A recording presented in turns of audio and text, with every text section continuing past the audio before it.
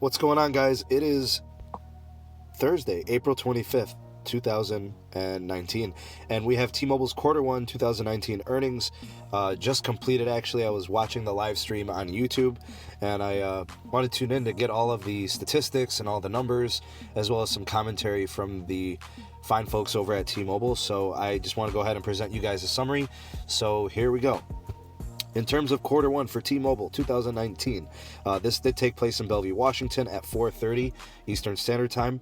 Looks like they had another phenomenal quarter. 88% of the industry, wireless cell phone industry, was the growth from T-Mobile. 6 years of at least 1 million ads. So their streak continues.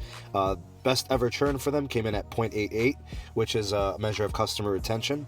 So obviously the best churn they've ever had, as well as the best ever Q1 in the history of the company.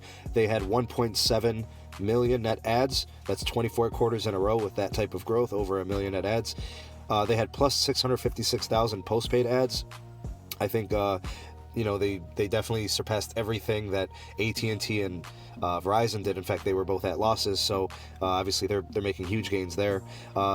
John Legere wanted to bring up Comcast several times because of their additions on the provision side, so they were the only ones that posted positive ads other than them. So they also had over 1 million, I already covered that, the 1 million total ads. They had the all-time low churn, and also total revenue came in at 11.1 billion. That's excellent revenue. I think it was 8.3 billion in service revenue, and then he kind of gave off like some numbers, I think, on like certain like quarterly growth measures. It was like plus 8%, plus 11%, plus 13%. I forget the numbers, but obviously those are great indicators of a successful quarter. He also brought up the focus on customer care, challenging other carriers with competition. He promoted the cable and the TV pilot programs, early stage products. He said, make sure you pay attention to TV. There'll be more from that this year. He brought up the banking app thing that T-Mobile had launched recently, addressing more of the customer pain points. He also expanded on the rollout for the wireless network. He brought up 600, 700 megahertz of the wireless expansion. He brought up nationwide 5G. He did mention next year it would be very strong, using 600 megahertz and millimeter wave in combination as a tandem. And he also mentioned devices for 5G would be ready in half two of this year, which is really open-ended, and we kind of knew that, but nothing really definitive there. So still, again, just half two of this year. He dogged Verizon for their pockets of 5G. He dogged AT&T for the 5GE. He mentioned the Sprint spectrum for the future of 5G. He kind of gave us a merger update, kind of. He seemed optimistic and confident. He mentioned ongoing dialogue with federal and state officials. He did mention that we're expecting some news from the FCC by June 3rd, so we'll be on the lookout for something there.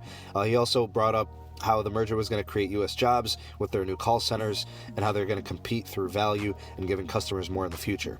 Now, in terms of investment in the network, he said that T-Mobile was investing heavily in the network early on in the year. In fact, Q1 was their big focus of their network capex. So a total of 5.7 billion. So the rest of the year is going to be a little bit on the slower side. They've gone ahead and gone heavy for Q1. So, we should see the network improvements really paying off now. And then he said the strong quarter raised the rest of the year outlook. They're expecting 2.3 million ads.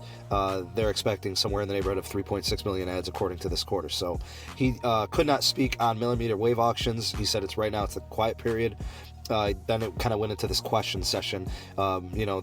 People were asking about like, where is T-Mobile seeing the growth, and they talked about rural areas and suburban areas and things like that. Anyways, so let me just kind of conclude and kind of wrap this all up. T-Mobile had another amazing quarter. This is what they do. The growth is unprecedented. This is 24 quarters in a row of 1 million or more ads on the customer side. The network continues to grow. The focus on customer care is paramount. The value they offer their customers is phenomenal. This is a company that knows how to succeed. I will say this. Should T-Mobile and Sprint not be able to go ahead and proceed with the merger, I have no fear that T-Mobile will be fine. Honestly, I think T-Mobile doesn't need anything in particular to be successful in the future. Obviously, the merger is going to accelerate their national, 5G network, but even without Sprint, and they could do a couple of power moves spectrum-wise, even without a Sprint merger, they will still eventually, at some point, I think, unseat either AT&T or AT&T and Verizon in the future. And I'm obviously not in the near future, but I mean, 5-10 years from now, we may be looking back and saying, you know, it was just only a matter of time until T-Mobile just did the unthinkable, and here it is. So another great quarter, another great showing. I'd like to know what you guys think of any of the stats and the numbers from today's earnings call. Let me know what your perceptions are on the report and the summary. Let me know what you guys think down there. I'd love to hear your thoughts and opinions. So I wanted to get this video out quick, so no production, no editing, just get it out there and get it open for discussion. So go ahead, have at it. That's it for this one. Thank you guys for taking the time to watch, and we'll see you guys on the next video. Peace.